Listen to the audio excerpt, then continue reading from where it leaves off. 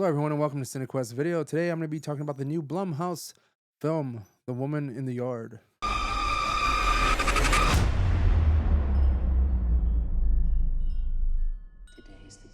Now, for many years, Blumhouse hasn't exactly been the movie distributors that have instilled some trust in me when it comes to the horror genre.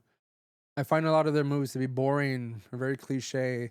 Last one I think I saw was prior to this one was Night Swim, and that was terrible. I think that was one of my worst films of last year. And I know they came out with Afraid, that AI movie. I didn't watch that because no, thank you. I think the other one was Imaginary, the one with the bear. I didn't see that either. Um, I had no interest, and I still to this day have no interest in watching those movies.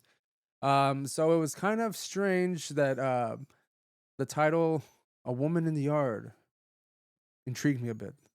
It didn't seem like a typical Blumhouse type of film, but I mean, it could have easily gone that way.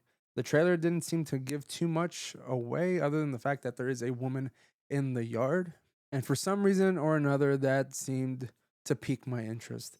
Um, Ideally, it shouldn't have, but it did. So, Woman in the Yard is classified as a more so as a psychological horror film, and would I would agree with that. This movie is directed by Joan Colette Serra. I've seen some of their movies prior to this one. None off the top of my dome right now. But it's not a director's name that is too familiar to me because I didn't I can barely pronounce the name for God's sakes. This movie stars Danielle Deadweiler, I believe is how you pronounce the name. I'm just terrible at names. I'm sorry. She is Ramona. She is a mother who is grieving, has gone through some trauma because she just recently lost her husband in a car crash, and she is injured herself. And she's dealing with two kids, one a teenager, one like I guess a smaller child, probably around 7 or 8 years old, probably maybe 6, 7, 8, somewhere around there. As they're kind of going through life and struggling just to do daily things, and she seems to be struggling just to get up throughout the day and face whatever she has to deal with her injury, and of course with whatever grief and trauma that they're dealing with at the moment.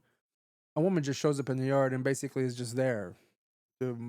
Probably a good maybe 3/4 of the movie. She's just there. She does speak to Ramona at some point because she kind of confronts her in her front yard. It's just mysterious. She has bloody hands. She is cloaked all in black. It's eerie imagery. Just someone just there, and it was reminiscent to me. I think what intrigued me about this is this was reminiscent of a ghost story that was told to me when I was younger. A woman who was kind of dressed in black who visited a grave that was on some kind of farmland, and the whole family saw her, and she turned into a horse or something like that. It kind of like I assumed, like I was thinking that maybe there was some kind of folkloric kind of angle to this. There really wasn't. I don't want to get too much into the spoilers. You can go see other channels that are going to give you all the spoilers for this movie. This movie does touch on some sensitive topics, some triggering issues that people go through in real life, and the way they kind of deal with this and the way they kind of bring about who the woman in the yard is and what she's there for and what exactly is her motivation for being there. Um, I liked it. I know a lot of people didn't. A lot of people found this probably boring.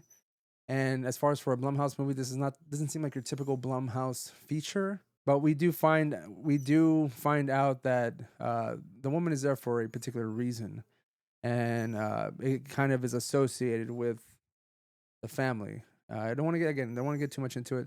Overall, just to say, I did enjoy this movie. Again, I know it seems that this was kind of like a polarizing type of film with the horror community.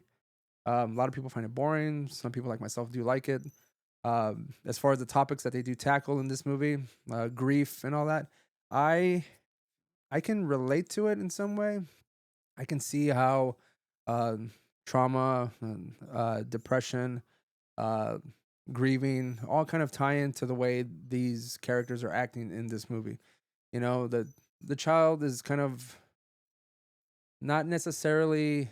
dealing with that because I feel like they're maybe too young to kind of understand the gravity of what's actually happened in their life and the family. The teenager, obviously going through changes as a teenager would, um, is also kind of taking on the role almost like the man of the house, and is frustrated and kind of rebellious, and is at odds with the mother. And the mother, who is also dealing with all these things as well, is frustrated, irritable with her kids.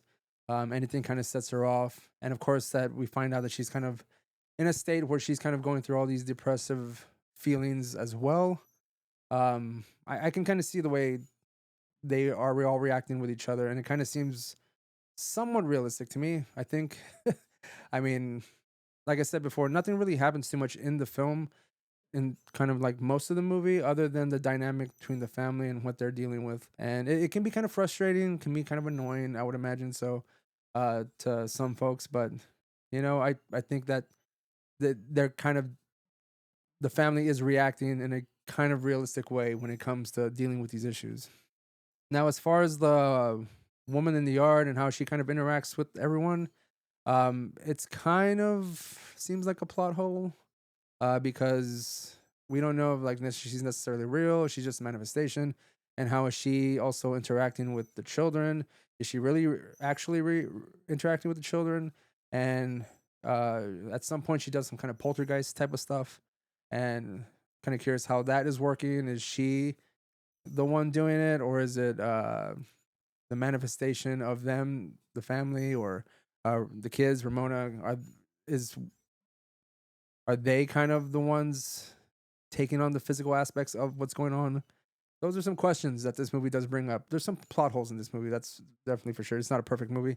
It is a PG-13 film, and that usually is a death knell for horror films. Again, I did enjoy this actually, and I was actually pretty surprised on, especially the topics that they take on, and it being a PG-13 film. I think this kind of could have swayed more towards the rated R, depending on what kind of ending they wanted to present to the audience. I felt they could have easily gone in a more graphic way, especially again dealing with the particular issues that they deal with. You can go and read the ending if you want. If you don't want to watch this movie, I would say more than likely for most folks, you can wait till streaming to watch this. But I think if you're just hell bent on finding out what everyone's talking about, then definitely go check this movie out.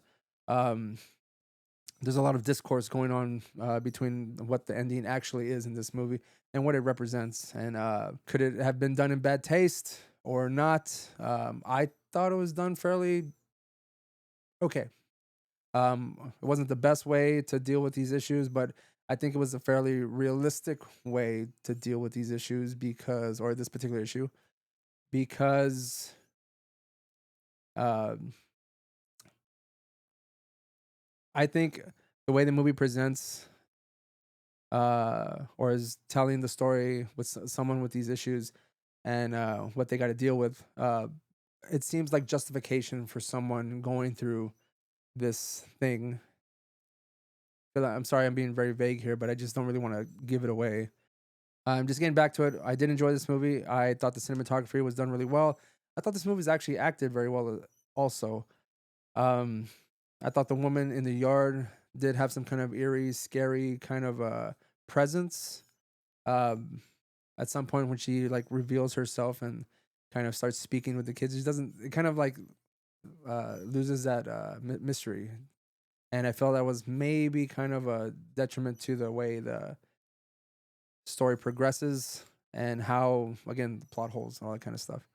But overall, I enjoyed The Woman in the Yard. Like I said, if you're hellbent or curious enough to see what the ending is and what the discourse, if you're interested in that is going on in uh, the movie going audience, definitely go check it out. If not, wait till streaming.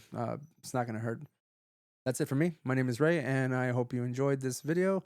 And if you like what we're doing here, please like and subscribe. It would be really great. It would help us a lot, and we will be much appreciated too. Thank you. See you next time.